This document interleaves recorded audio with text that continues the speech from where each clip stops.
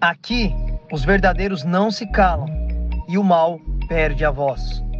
Sejam muito bem-vindos, queridos alunos, para mais uma aula do livro do Gênesis. Vamos dar continuação na nossa exposição do livro do Gênesis e bora lá. Hoje vamos partir do capítulo de número 21, galera. Vamos abordar aí os principais temas do capítulo 21 e assim prosseguir aí no nosso estudo do livro do Gênesis. Espero que você já esteja com a sua Bíblia, seu caderno e sua caneta para fazer as suas anotações. Vamos lá. Então, dentro aqui do contexto do capítulo 21, vai ter o nascimento de Isaac, o tão sonhado filho da promessa.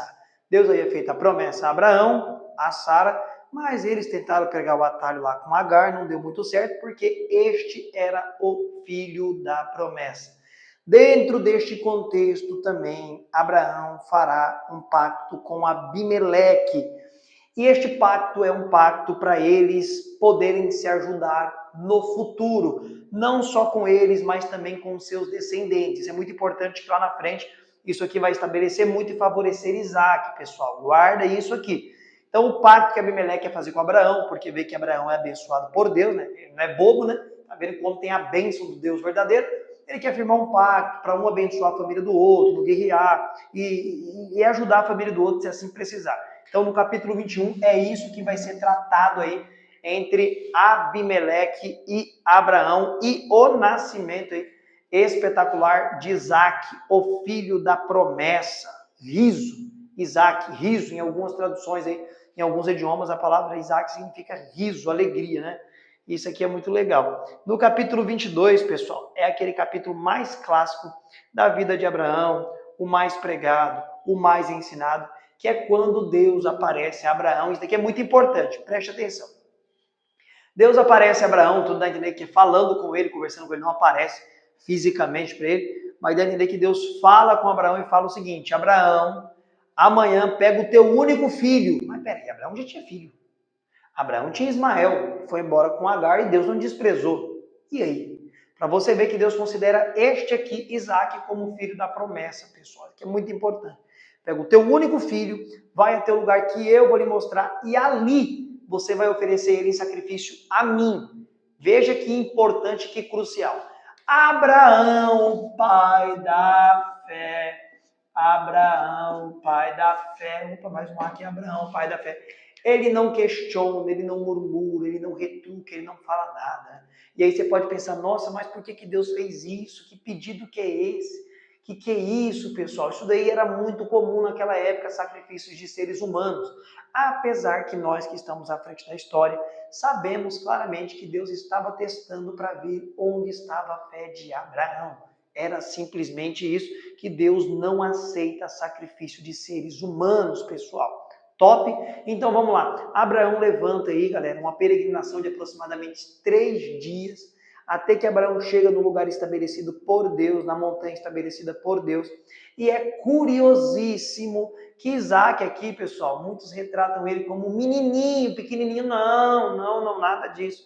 Aproximadamente aqui, Isaac tinha entre 20 a 25 anos de idade, aproximadamente, segundo aí alguns estudiosos. Não era um molequinho não, menino não, já era um jovem, tanto que na hora de subir para o lugar ordenado por Deus para o sacrifício, o próprio Isaac diz: Pai, aqui está o cutelo, aqui está a lenha para o sacrifício, mas onde está o cordeiro para o sacrifício? Aí vem a palavra clássica de Abraão: Deus proverá, Deus proverá. Nosso Deus é o Deus que traz a providência. Porque é o seguinte, pessoal, o próprio texto diz que Abraão, ele tinha a fé de que Deus, fazer um altar aqui, naquela época era de pedra, né? Aqui um altar mais ou menos de pedra aqui, que era imolado aqui o animal, no caso seria o quê? No caso seria aqui Isaac, que seria imolado, né? Queimado, oferecido em sacrifício a Deus. Abraão tinha fé que Deus poderia ressuscitar Isaac de cima da pedra. Isso que é ter fé. Por isso ele mesmo diz a Isaac que Deus proverá um cordeiro para o seu sacrifício.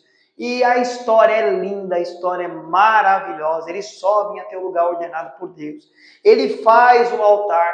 A Bíblia não diz se teve um diálogo entre eles, mas fica mais do que claro que houve um diálogo entre eles, porque depois o texto já mostra um menino, ou jovem, né? Eu na ideia popular, o jovem em cima ali da pedra, do lugar ali do holocausto, quieto, sem falar nada, sem falar nada. E já Abraão com um cutelo, uma faca, preparado para matar Isaac. Já estava pronto ali para cumprir a ordenança de Deus.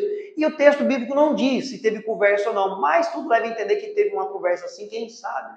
Quem sabe Abraão, sendo o pai da fé, não repassou para o seu filho o Deus eterno que ele chamou, o Deus da criação. E quem sabe Isaac não teria um privilégio, se sentiu orgulhoso de entregar a sua vida em sacrifício vivo a Deus, né? Literalmente morrer em nome de Deus. Mas o mais importante aqui é que Abraão está determinado a cumprir a ordenança do pai e matar o único filho que ele tem. Na verdade, tinha dois, mas aqui esse era o filho da promessa.